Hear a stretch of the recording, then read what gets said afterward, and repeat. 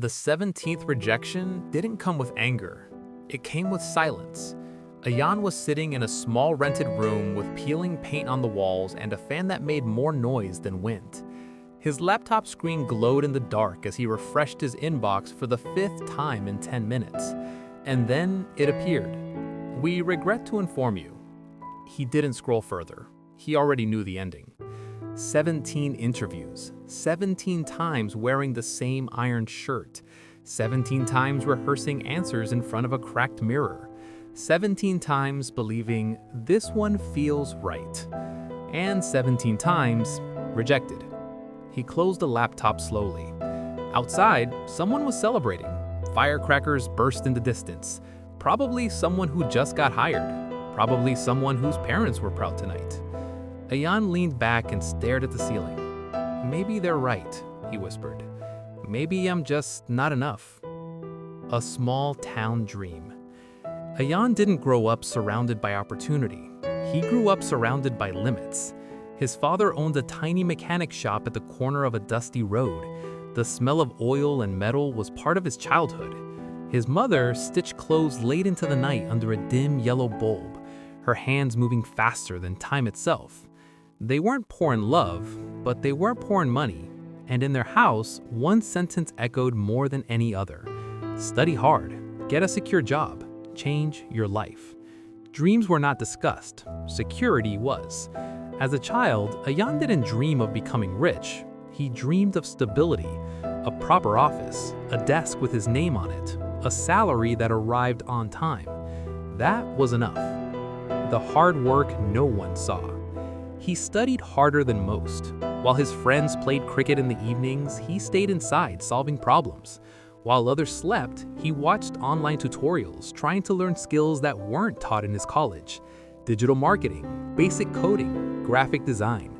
He believed the modern world rewarded skills, and he was willing to work for them. He graduated with decent grades, not top of the class, but not average either. He thought that would be enough. It wasn't. The first rejection. The first interview felt exciting. He arrived early, spoke confidently, answered every question. When the rejection email came, it didn't hurt much. High competition, he told himself. The second one stung slightly. The third made him question one answer he gave. By the 5th, he started rewriting his resume every week. By the 10th, he stopped celebrating interviews. When his mother asked, "Any news?" he would smile and say, "Soon." Comparison, the silent killer. Social media became torture. Excited to announce I've joined, grateful for this opportunity. Dream job unlocked. He watched classmates step into glass buildings wearing suits he couldn't afford. He watched their parents post proud photos. Meanwhile, he refreshed his inbox. Nothing. The world doesn't reward effort. It rewards visible success. And right now, he had none. Interview number 17.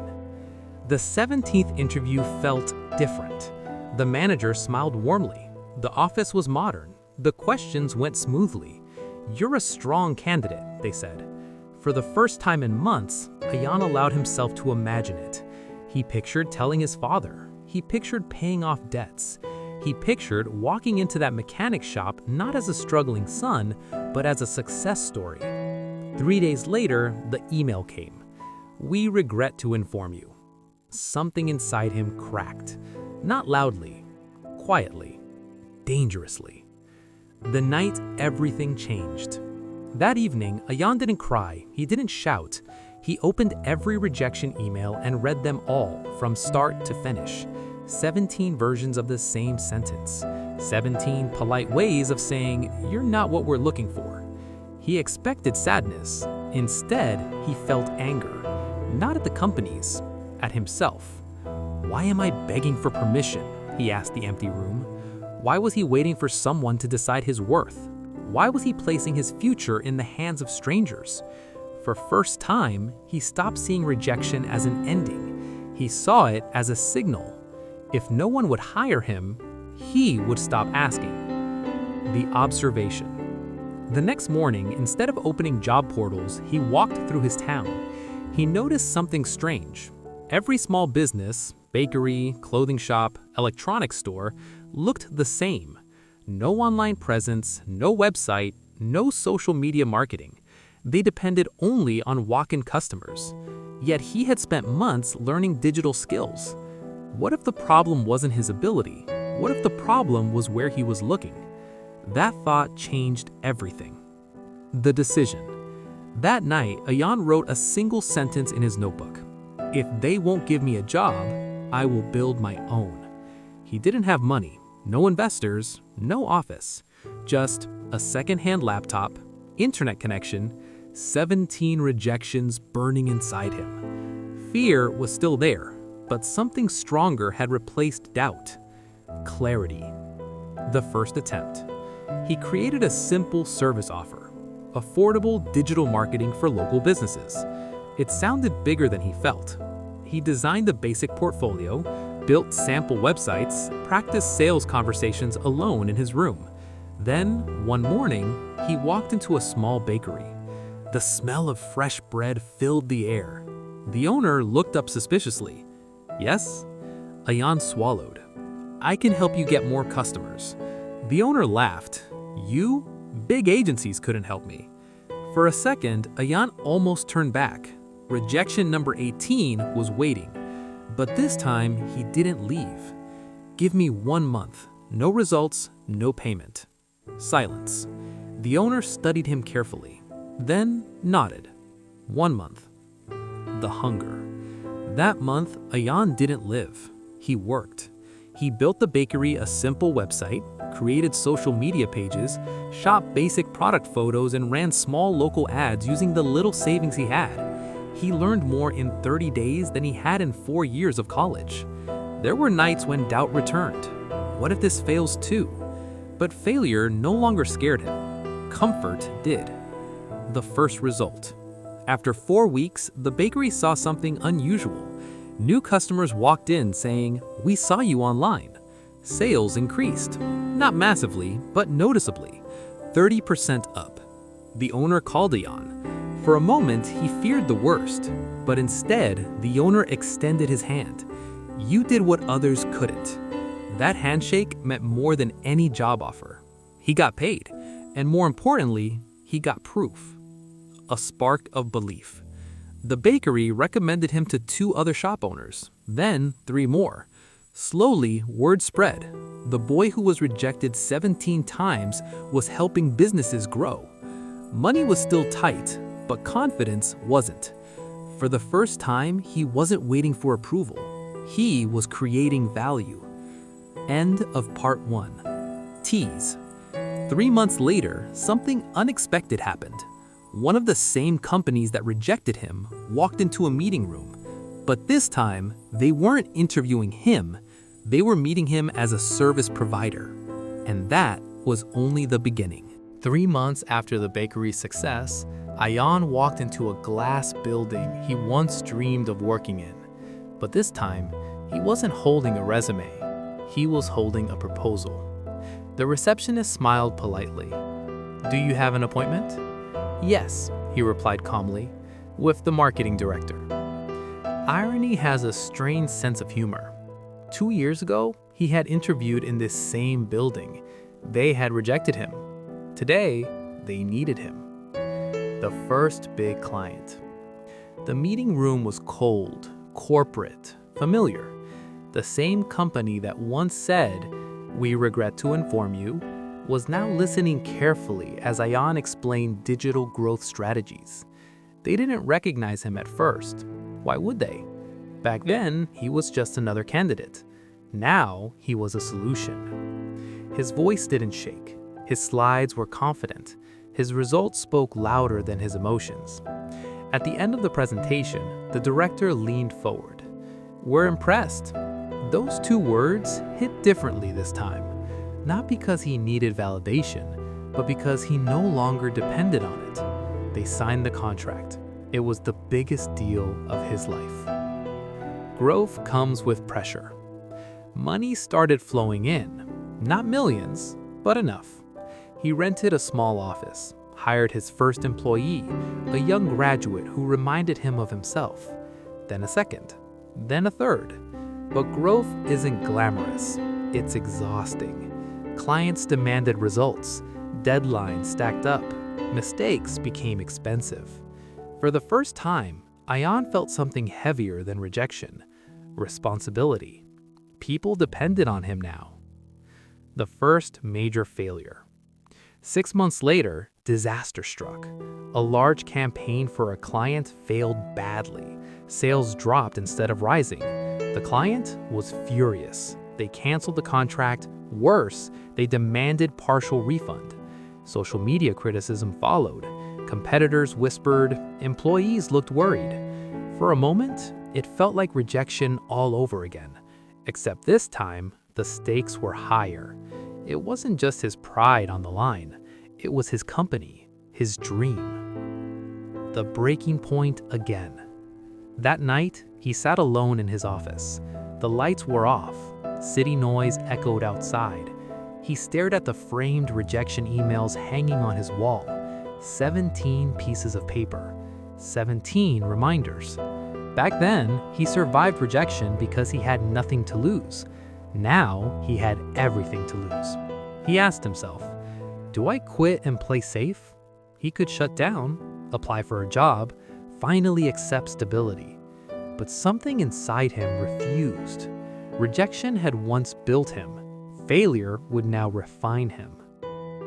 Reinvention. Instead of hiding from the failure, Ayan did something different. He studied it, analyzed every mistake, called the angry client and apologized sincerely, offered a free corrective campaign. Most entrepreneurs protect their ego. He protected his reputation. Slowly, trust rebuilt. He restructured his company, improved quality control, focused less on growth, more on excellence. The quiet years. The next 2 years weren't dramatic. No viral success, no overnight riches, just consistent work, client by client, campaign by campaign, lesson by lesson. He stopped chasing big deals. He started building strong systems. He hired carefully, trained deeply, created a culture where rejection stories were shared openly. Every new employee was told about the 17 rejections, not as a motivational speech, but as company DNA. The shift. One breakthrough campaign changed everything. A mid-sized retail brand saw a 300% revenue increase after working with his agency. Word spread beyond his town, beyond his city, beyond his state. Suddenly, companies reached out, not because he asked, but because they searched for him. The boy who once refreshed inboxes now received partnership requests daily. 5 years later. 5 years after the 17th rejection, Ayan stood inside a modern office building with glass walls and city views. His company employed 40 people, designers, marketers, strategists, young dreamers. Some had been rejected, some had been underestimated. All were hungry. On the wall behind his desk, the 17 rejection emails were still framed. A visitor once asked, "Why keep those?" He smiled. "Because they remind me who I would have been if I had been accepted." The invitation. One afternoon, an email arrived from a major multinational company, the same one that rejected him years ago.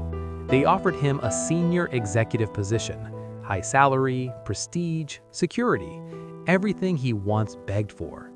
He read it carefully, closed the laptop, and walked into the main workspace where his team was brainstorming. He looked at them, at what they had built together, at the empire born from rejection. He declined the offer politely, not out of arrogance, but out of alignment. He no longer needed a seat at someone else's table. He had built his own. The speech. On the company's 5th anniversary, he gathered his team. No fancy stage, no dramatic music, just honesty. "I was rejected 17 times, he began. Some employees had heard the story, some hadn't. But rejection isn't proof you're not capable. It's proof you're early." He paused. "If I had been hired on the first try, I would still be building someone else's dream." Silence filled the room. Rejection didn't block my path. It redirected it. The real empire. His empire wasn't just revenue. It wasn't the office. It wasn't the contracts. It was freedom. Freedom to choose clients. Freedom to create ideas. Freedom to hire people who once felt invisible. The world sees success as numbers, but real success is ownership. Ownership of time, ownership of direction, ownership of identity. Full circle. One evening, Ion visited his father's mechanic shop.